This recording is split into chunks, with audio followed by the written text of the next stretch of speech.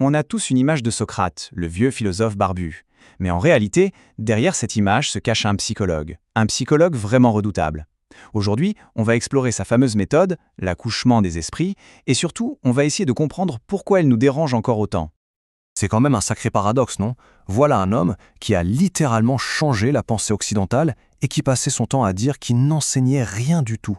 Alors comment c'est possible? C'est tout le mystère qu'on va essayer de percer. Bon, avant de se plonger dans sa méthode, il faut d'abord comprendre qui était l'homme. Et Socrate, il faut bien se le dire, ce n'était pas un sage tranquille dans sa tour d'ivoire. Non, c'était un agitateur, le provocateur en chef d'Athènes. Franchement, cette phrase, elle dit tout. Le type risque la peine de mort et au lieu de demander la clémence, il réclame d'être traité comme un héros national. Cette ironie mordante, cette façon de défier l'autorité, eh bien, c'est le cœur même de sa démarche. Pour comprendre, il faut se remettre dans le contexte. Socrate a vécu une période hyper tendue à Athènes. La ville sortait tout juste d'une guerre terrible et humiliante contre Sparte. L'ambiance était à la paranoïa. On cherchait des boucs émissaires. Et devinez quoi? Un type qui passe son temps à poser des questions qui fâchent, c'était la cible idéale. Alors, sur le papier, les accusations sont très graves. L'impiété et la corruption de la jeunesse. En gros, on lui reprochait de ne pas croire au dieu de la cité et de parler d'un daimon, une sorte de voix intérieure, de conscience personnelle. Et pire encore, on l'accusait de détourner les jeunes du service militaire, en les faisant trop réfléchir. En fait, ce qu'on lui reprochait vraiment, c'était de remettre en cause l'ordre établi. Et c'est là que ça devient fascinant. Il aurait pu s'enfuir, il aurait pu renier ses idées pour sauver sa peau. Mais il ne l'a pas fait. En choisissant de mourir plutôt que de se taire, il a transformé sa condamnation en une victoire éternelle. Sa mort, ce n'est pas un échec, c'est la signature de son œuvre. Ok, on a vu l'homme, le provocateur, maintenant passons à sa fameuse méthode. Pour Socrate, une chose est claire, la pensée, ce n'est pas quelque chose qui se passe tout seul dans sa tête. Il y a une raison pour laquelle Socrate n'a jamais rien écrit. Pour lui, un livre, c'est une pensée morte, figée. Ça impose une vérité de manière autoritaire. Le lecteur est passif, il reçoit. Le dialogue, au contraire, c'est vivant, c'est imprévisible, c'est dynamique. La pensée se construit à deux, en direct. Voilà le cœur de sa révolution pédagogique. On n'apprend pas en remplissant un cerveau vide avec des faits. Non, penser, c'est un travail, un cheminement actif. Il faut être acteur de sa propre connaissance, pas juste un spectateur qui écoute. Et ce travail, ce processus, il porte un nom assez incroyable, qui est en fait un hommage direct au métier de sa mère. On appelle ça la maïotique. C'est une métaphore géniale. La mère de Socrate était sage-femme. Elle mettait au monde des bébés. Lui, il disait faire la même chose, mais avec les esprits.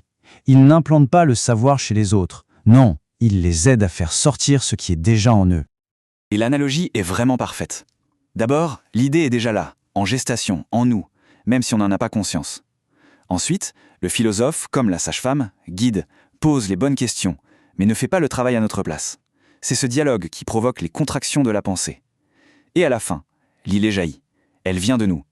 La connaissance vient de l'intérieur.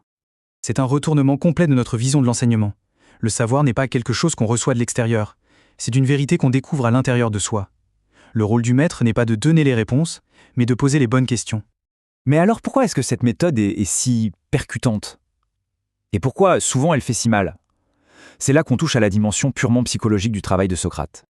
Ça, c'est un mécanisme psychologique fondamental. Tant qu'une idée reste dans notre tête, elle est un peu mélangée à nous, à nos émotions. Mais au moment où on la formule, où on la dit à voix haute, pouf, elle devient un objet extérieur. Et là, seulement là, on peut la regarder avec distance, l'analyser froidement, la critiquer. Et c'est là que ça devient douloureux. Pourquoi?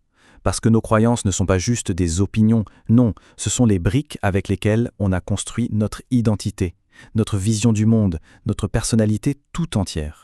Et voilà pourquoi un simple débat d'idées peut devenir si violent, si personnel. Quand quelqu'un attaque une de nos croyances profondes, on ne le vit pas comme une critique intellectuelle, on le vit comme une attaque personnelle, une attaque contre qui on est, notre équilibre psychique est en jeu.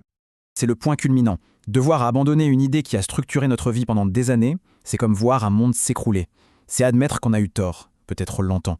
Et psychologiquement, c'est une expérience très violente. C'est une sorte de deuil. Il faut faire le deuil d'une partie de soi. D'accord. Alors, comment on fait pour appliquer cette méthode à la fois puissante et déstabilisante à soi-même pour avancer? Socrate, lui, avait besoin de quelqu'un en face de lui. Mais on peut aussi retourner cette méthode contre soi.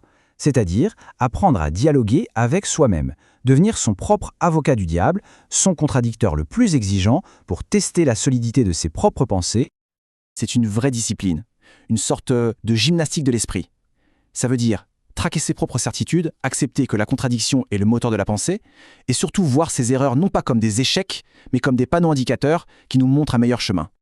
Finalement, tout se résume à cette phrase. La vraie intelligence, ce n'est pas d'accumuler des connaissances, c'est d'être conscient de son ignorance. C'est cette humilité qui nous ouvre à un apprentissage sans fin, en acceptant que tout ce qu'on croit savoir aujourd'hui est potentiellement faux demain. C'est la question que Socrate nous pose, à chacun, 2500 ans plus tard. Et c'est une question qui peut faire peur. Mais elle nous rappelle que de cette petite mort, de l'abandon d'une vieille idée, peut naître une compréhension nouvelle, plus juste et finalement plus solide.